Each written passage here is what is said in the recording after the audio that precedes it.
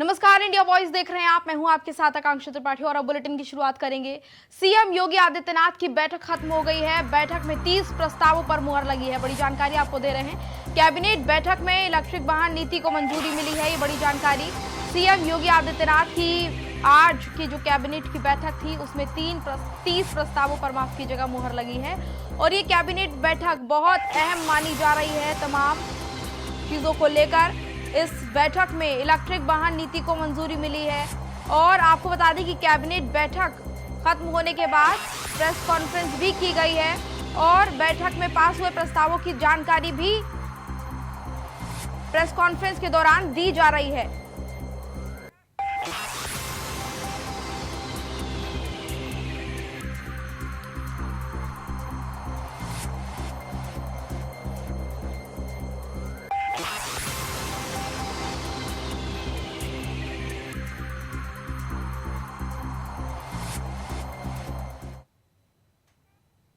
तो कैबिनेट की बैठक खत्म हो गई है और बैठक खत्म होने के बाद प्रेस कॉन्फ्रेंस की गई है जहां पर ब्रीफ किया जा रहा है तमाम प्रस्तावों को लेकर। सीधा लिए चलते हैं आपको।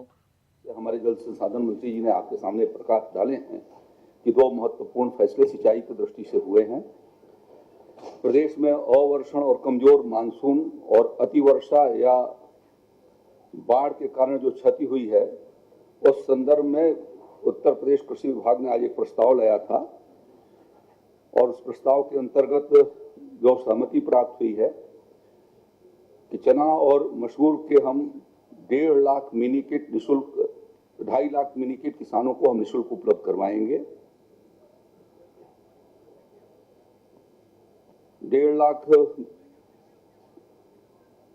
निःशुल्क मिनी किट मसूर का होगा, 1 लाख मिनी किट चना का होगा। मसूर 8 किलो एक किट के भीतर होगा, चना 16 केजी का किट होगा। तो इस प्रकार से 16,000 क्विंटल चने का, 12,000 क्विंटल मसूर का, 28,000 क्विंटल दलहन के बीज हम निःशुल्क किसानों के बीच में वितरित करेंगे और इस पर 32 करोड़ 64 लाख रुपए की धनराशि व्यय होगी। यह कार्यक्रम आज के बाद से तुरंत शुरू कर दिया जाएगा। सभी 75 जनपदों के भीतर इसका वितरण होना है। जहां पर वो 2 लाख हेक्टेयर प्राथमिकता में होंगे जहां के किसान खरीफ का आच्छादन नहीं कर पाए थे या सूखे की वजह से उन्होंने अपने खेत को उलटना पड़ा या अतिवर्षा की वजह से उनकी दलहन की फसल खराब हुई है या बाढ़ की वजह से खराब हुई है और उससे बचता है तो शेष अन्य किसानों को। आपको ध्यान में होगा कि इसके पहले हमने सरसों और राई और तोरिया के भी मिनी किट के बारे में हमने आपके बीच में बात रखी थी। उसी कंटिन्यूएशन में इस कार्यक्रम को हम लोगों ने आगे की ओर बढ़ाया है। दूसरी एक महत्वपूर्ण निर्णय आज राज्य में प्राकृतिक खेती बोर्ड के गठन का हुआ है। माननीय मुख्यमंत्री जी की हम लोगों ने अपने चुनाव संकल्प पत्र के समय और सरकार बनने के समय भी इस बात को दोहराया था कि राज्य के भीतर मिशन प्राकृतिक खेती के मिशन मोड पर हम लोग संचालित करेंगे और उस बात को ध्यान में रखते हुए बुंदेलखंड के सभी 7 जनपदों के 47 विकास खंडों के लिए हमने अलग से प्रस्ताव लाए थे 68 करोड़ रुपए के 68 करोड़ कुछ लाख रुपए की धनराशि से। आज उसी के परिप्रेक्ष्य में हम लोगों ने इस बात का निर्णय किया है कि राज्य के भीतर एक प्राकृतिक खेती बोर्ड का गठन किया जाएगा। वह माननीय मुख्यमंत्री जी उसके अध्यक्ष होंगे, कृषि मंत्री उसके उपाध्यक्ष होंगे। कृषि विभाग, वित्त विभाग, कृषि विपणन, उद्यान और खाद्य प्रसंस्करण, पशुपालन, दुग्ध विकास, पंचायती राज, ग्रामीण विकास विभाग, सहकारिता विभाग, कृषि विभाग, वित्त विभाग, कृषि विपणन, उद्यान एवं खाद्य प्रसंस्करण, पशुपालन एवं दुग्ध विकास, पंचायती राज एवं ग्रामीण विकास, सहकारिता, सूक्ष्म एवं लघु उद्यम विभाग के मंत्री इसके सदस्य होंगे। इनके सभी के अपर मुख्य सचिव या प्रमुख सचिव भी उसका सदस्य होंगे और वर्ष भर में ये 2 बार इसकी बैठक माननीय मुख्यमंत्री जी की अध्यक्षता में होगी। हर 6 माह पर उसकी कार्य योजना बनाए जाने की दृष्टि से और उसके क्रियान्वयन की समीक्षा की दृष्टि से मुख्य सचिव उत्तर प्रदेश के अध्यक्षता में एक दूसरी बॉडी गवर्निंग बॉडी के रूप में बनेगी, जिसके कृषि उत्पादन आयुक्त भी सदस्य होंगे। साथ साथ में जितने विभागों की मैंने चर्चा किया है वो सारे विभागों के प्रमुख सचिव और सचिव उसके अपर मुख्य सचिव और प्रमुख सचिव उसके सदस्य होंगे। उसमें माननीय मुख्यमंत्री जी राज्य के 2 ऐसे प्रमुख किसान को नामित कर सकेंगे इस बोर्ड के भीतर, पहले वाले बोर्ड के भीतर, जिसमें जो प्राकृतिक खेती की विधा से किसान काम कर रहे हैं और ऐसे 2 कृषि वैज्ञानिकों को भी नामित करने का उनको अधिकार प्राप्त दिया गया है उसके भीतर। इसी तरीके से मुख्य सचिव के अध्यक्षता वाली समिति के लिए 2 किसान नामित करने का अधिकार कृषि मंत्री के पास होगा और एक तीसरी समिति इसकी मॉनिटरिंग और जमीनी इसके क्रियान्वयन की दृष्टि से जिला राज्य स्तरीय प्राकृतिक कृषि बोर्ड का गठन होगा, जो जिलाधिकारी की अध्यक्षता में होगा और उप निदेशक कृषि उसका सचिव होगा और इन्हीं विभागों के अधिकारी उसके भीतर शामिल होंगे। और राज्य के भीतर प्राथमिकता के आधार पर हम लोगों ने इस बात का निर्णय किया है कि नमामि गंगे कार्यक्रम योजना के अंतर्गत या परंपरागत कृषि योजना के अंतर्गत काम साथ साथ में बुंदेलखंड के भीतर और हमीरपुर योजना के भीतर जो हमारा काम चल रहा है वो सब इस प्राकृतिक खेती बोर्ड के माध्यम से प्राकृतिक को आधारित प्राकृतिक खेती के ऊपर संचालन किया जाएगा। तीसरा निर्णय जो आज किसानों के प्रश्न हुआ है कि वो खरीफ के सीजन को में धान के क्रय के दृष्टि से नीतिगत जो निर्णय हम लोगों ने तय किया है,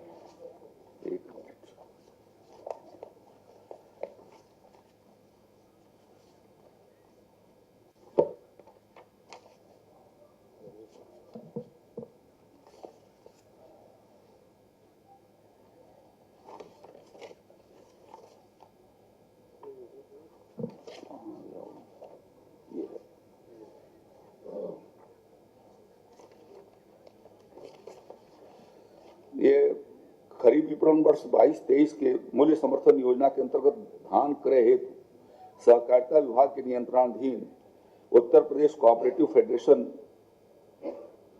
तथा Uttar Pradesh cooperative union limited को राष्ट्रीयकृत बैंकों से अल्पकालिक ऋण लिए जाने की शासकीय गारंटी देने का फैसला किया है, जिसके अंतर्गत पीसीएफ को 4,000 करोड़ रुपए तक की गारंटी और पीसीयू को 800 करोड़ रुपए के, क्योंकि उनको वर्किंग कैपिटल की आवश्यकता होगी तो उसको धनराशि की व्यवस्था हो सके, इस दृष्टि से ये शासकीय गारंटी दिए जाने का फैसला हुआ है।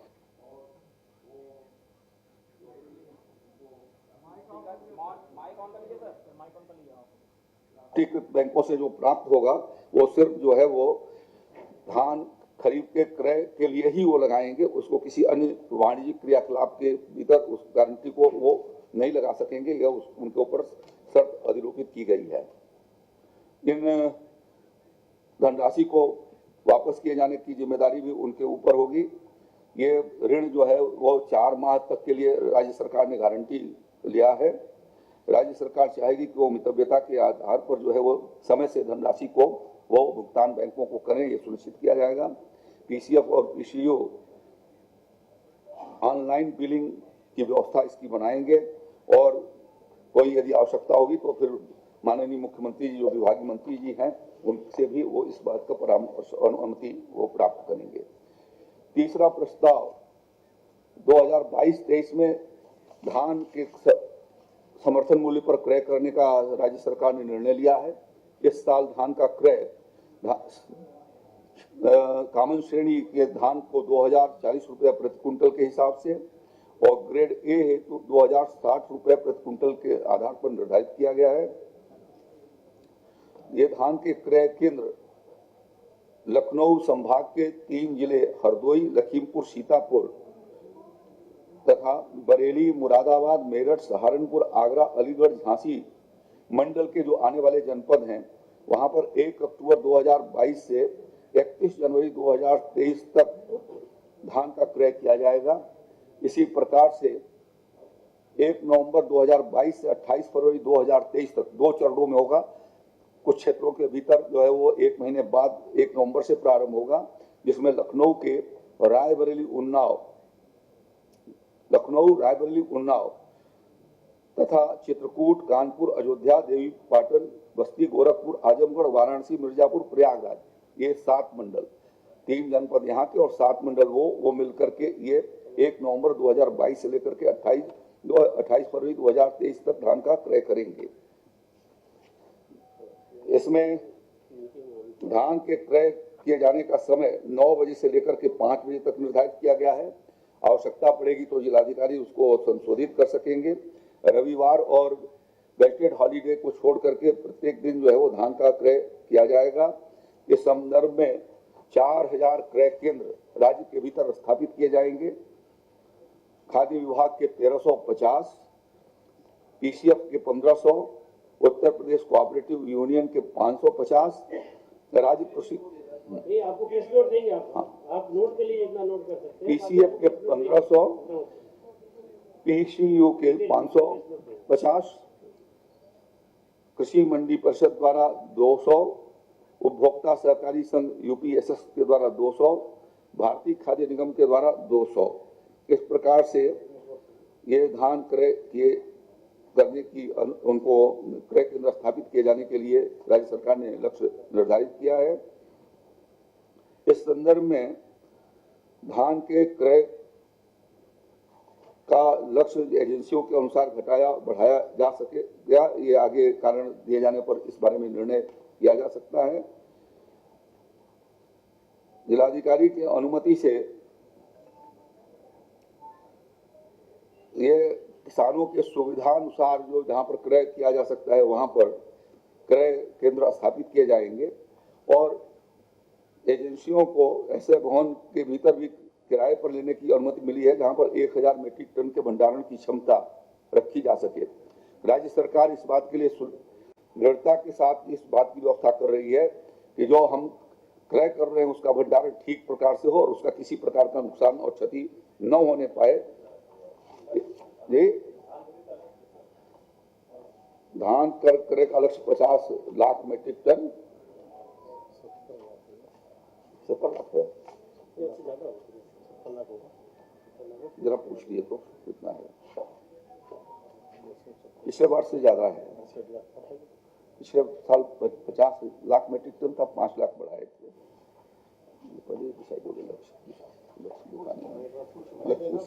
लक्ष्य बता देता हूं मैं आपको, लेकिन पर्याप्त मात्रा में खरीद किया जाएगा। ये कोशिश होगी कि किसानों के द्वारा इसका क्रय ऑनलाइन कराया जा सके। सीमांत और लघु किसानों को इसके लिए प्राथमिकता देनी होगी। भारत सरकार के मानक जो इसके लिए निर्धारित हैं उन्हीं मानकों के आधार पर खरीद धान की जाएगी। एजेंसियों के द्वारा जैसे मैंने बताया कि भंडारण की उनकी समुचित व्यवस्था उनको करना होगा। एफपीओ को भी इनको ये बता देता हूँ, एफपीओ को भी जो शर्तें निर्धारित की गई हैं उन शर्तों के अनुसार जो है वो उनको खरीद की अनुमति दिया जाएगा। 73 लाख मीट्रिक टन धान के क्रय का लक्ष्य रखा गया है। 1 मार्च 21 के पूर्व उनका पंजीकरण किया होना आवश्यक है।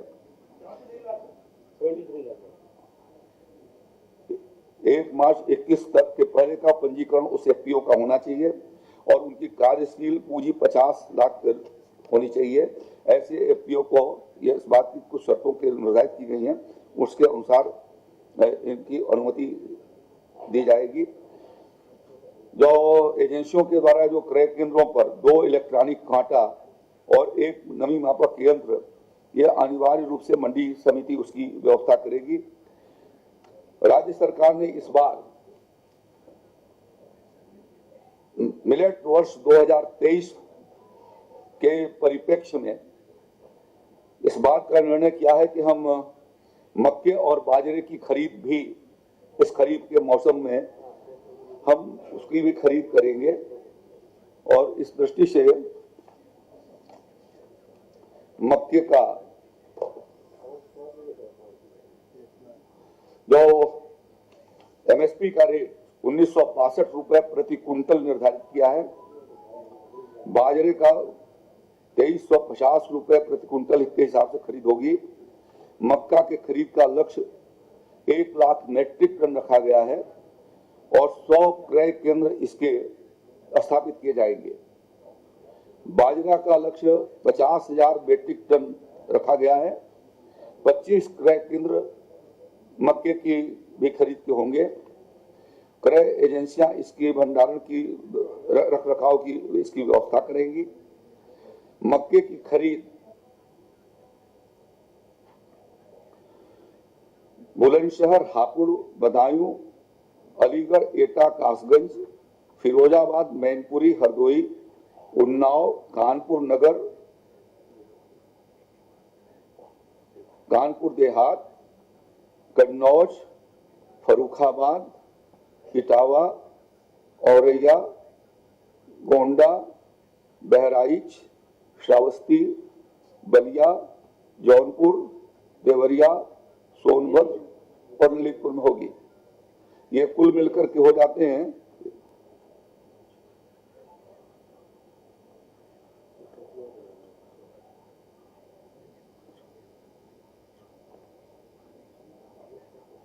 25 जिले। 25 जिलों में मक्के की खरीद होगी। बाजरे की खरीद बुलंदशहर, बरेली, बदायूं। तो ये तस्वीरें आपको दिखा रहे थे प्रेस कॉन्फ्रेंस की, जहां पर ब्रीफिंग की जा रही थी योगी कैबिनेट की बैठक, और बैठक के बाद जो भी प्रस्ताव पास किए गए हैं उसको लेकर जानकारी दी जा रही थी किस तरीके से जनहित में ये प्रस्ताव काम आने वाले हैं। चलिए आगे बढ़ेंगे। गोरखपुर कालीबाड़ी के संत महेंद्र नाथ सिविल अस्पताल में भर्ती संत महेंद्र नाथ के स्वास्थ्य की जानकारी लेने के लिए सीएम योगी आदित्यनाथ सिविल अस्पताल पहुंचे और यहां पर पहुंचकर उन्होंने हालचाल जाना। स्वास्थ्य ठीक न होने के कारण सिविल अस्पताल में भर्ती कराए गए हैं महेंद्र नाथ, और इसके बाद सीएम योगी आदित्यनाथ उनके हालचाल को जानने के लिए पहुंचे। ये तस्वीरें आप देखिए, सीएम योगी आदित्यनाथ सिविल अस्पताल पहुंचे और यहां पहुंचकर उन्होंने हालचाल जाना, तबीयत के बारे में जानकारी ली। स्वास्थ्य ठीक ना होने के कारण सिविल अस्पताल में महंत को भर्ती कराया गया था। ये संत महेंद्र नाथ जो हैं उनको भर्ती यहां पर कराया गया है, और इसी वजह से सीएम योगी आदित्यनाथ उनके स्वास्थ्य की जानकारी लेने के लिए पहुंचे। ये तस्वीरें आपको दिखा रहे हैं, देखिए किस तरीके से सीएम योगी आदित्यनाथ पहुंचे हैं सिविल अस्पताल और संत महेंद्र नाथ की जानकारी, हेल्थ से रिलेटेड जानकारी उन्होंने ली। किस तरह की अभी उनकी स्थिति है इसके बारे में जानकारी ली, डॉक्टर से भी बातचीत की। मुख्यमंत्री योगी आदित्यनाथ जो हैं सिविल अस्पताल पहुंचे थे और सिविल अस्पताल पहुंचकर उन्होंने हालचाल जाना। लखनऊ में सीएम योगी आदित्यनाथ ने गुरुवार को अपने आवास पर प्रसिद्ध हास्य कलाकार राजू श्रीवास्तव के परिजनों से मुलाकात की है और सीएम ने उनके परिजनों के साथ राजू श्रीवास्तव के स्मरण को भी साझा किया है, जिस तरीके से उनकी यादें सीएम की उनके साथ रही हैं। और साथ ही साथ आपको बता दें कि पत्नी रेखा शिखा श्रीवास्तव ने भी राजू के कार्यों को आगे बढ़ाने के लिए मुख्यमंत्री से मार्गदर्शन के लिए निवेदन किया और इस दौरान सीएम ने उनको आश्वासन भी दिया।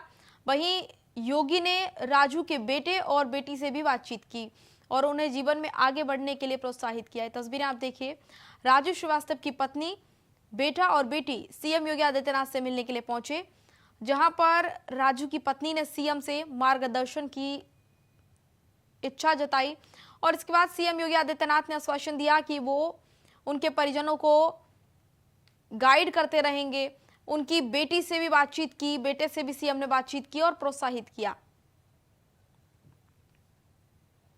ये मुलाकात की तस्वीरें आपको दिखा रहे हैं, सीएम योगी आदित्यनाथ के साथ राजू श्रीवास्तव की पत्नी और बच्चों ने मुलाकात की और वही तस्वीर आपको ये दिखा रहे हैं।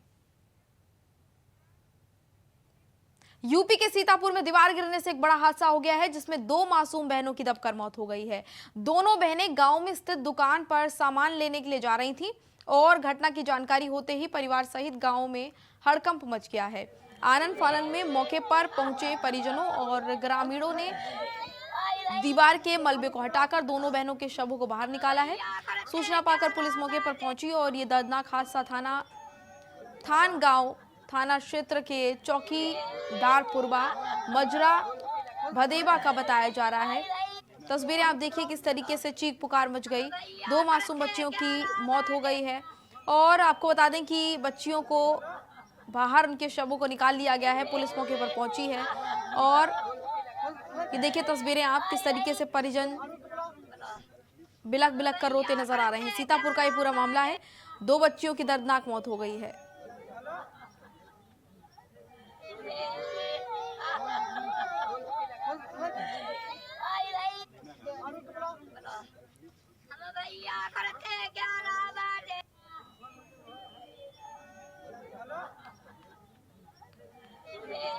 आपको बता दें कि पूरा मामला सीतापुर का है, जहां पर 2 मासूम बच्चियों की दर्दनाक मौत हुई है और बच्चों की मौत के बाद परिजनों में कोहराम मच गया। आसपास के लोग भी इकट्ठा हो गए, बड़ी संख्या में भीड़ इकट्ठी हो गई। पूरा मामला सीतापुर के थान गांव का है और यहां पर कच्ची दीवार गिरने की वजह से ही बड़ा हादसा हुआ। ये तस्वीरें आप ये देखिए, बड़ा ही हृदय विदारक तस्वीरें ये हैं।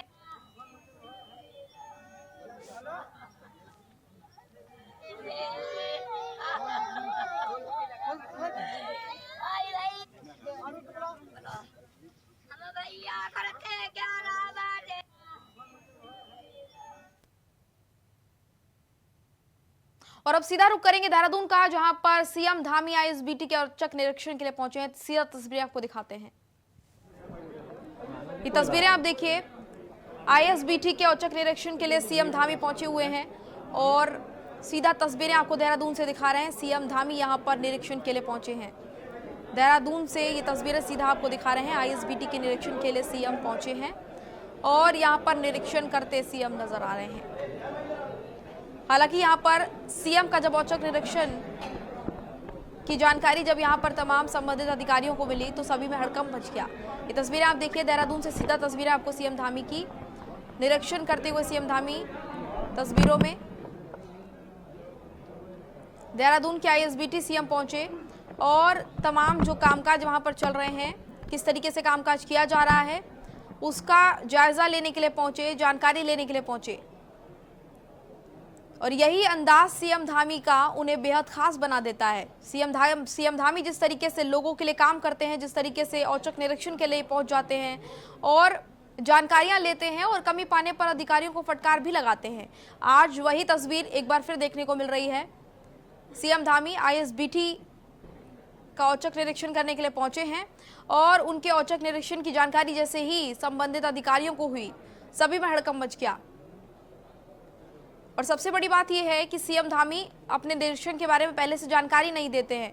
निरीक्षण उनके अक्सर औचक होते हैं, ऐसे में तमाम जो खामियां होती हैं वो उनकी नजरों में आती हैं और इसके बाद सीएम उन खामियों को लेकर अफसरों को फटकार लगाते भी नजर आते हैं, खामियों को दूर करने की बात भी कहते हैं। और यही वजह है कि सीएम धामी जो हैं, उनका जो व्यक्तित्व है वो औरों से उनको अलग बना देता है। ये तस्वीरें आपको देहरादून से सीधा दिखा रहे हैं, किस तरीके से आईएसबीटी का औचक निरीक्षण करने के लिए सीएम पहुंचे। और ये जमावड़ा भी आप देखिए, अभी तस्वीरों में हमने जो आपको जमावड़ा दिखाया।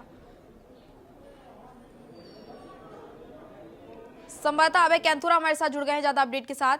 अभय देखिए, सीएम आईएसबीटी का औचक निरीक्षण करने के लिए पहुंच गए हैं। सीएम ने किसी को कोई जानकारी नहीं दी और सीधा धावा बोल दिया। अगर कमियां देखने को मिली तो फटकार पड़ेगी अधिकारियों को। बिल्कुल, इसे इम्प्रूवमेंट समझा जा सकता है कि परिवहन व्यवस्था को सुदृढ़ करने के लिए मुख्यमंत्री पुष्कर सिंह धामी लगातार यहाँ पर प्रयासरत हैं और अधिकारियों को दिशा निर्देश पूर्व में भी देते रहे हैं। आज मुख्यमंत्री पुष्कर सिंह धामी ने सीधे तौर पर आईएसबीटी का औचक निरीक्षण यहाँ पर किया है।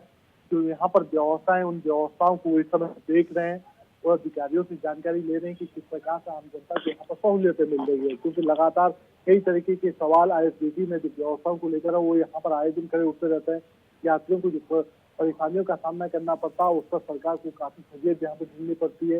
एक पूरे प्रदेश में कह सकते हैं कि जिस प्रकार से माहौल देहरादून के आईएसबीटी में देखने को मिलता है, परेशानी यात्रियों की ज्यादा बढ़ी रहती है, उससे प्रदेश की सरकार की छवि है वो दूसरी जगह में धूमिल हो रही है। तो ऐसे में उस छवि को और पारदर्शी तरीके से बनाने के लिए यहाँ पर सरकार लगातार प्रयासरत है। यही वजह है कि मुख्यमंत्री पुष्कर सिंह धामी ने आज आईएसबीटी का औचक निरीक्षण यहाँ पर किया है। इनके बिल्कुल साथ अभय, और ये निरीक्षण बहुत ज्यादा अहम है, क्योंकि इस तरीके से अगर निरीक्षण सीएम खुद करेंगे, औचक निरीक्षण अगर बार बार करेंगे, ऐसे में अधिकारियों के अंदर डर भी होगा और काम भी पर्याप्त तरीके से वो करेंगे। चलिए अभय, तमाम जानकारी के लिए बहुत बहुत धन्यवाद आपका। तो फिलहाल बुलेटिन में इतना ही, मुझे दीजिए इजाजत, नमस्कार।